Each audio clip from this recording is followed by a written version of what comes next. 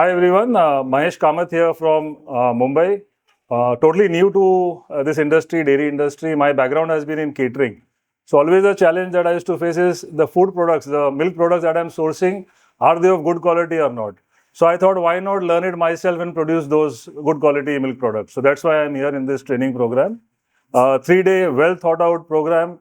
The field is so vast, but however, the faculty here is excellent and they have made all the attempt to pass on all the knowledge in these 3 days, which was a challenging thing to do, but they have managed to do it excellently.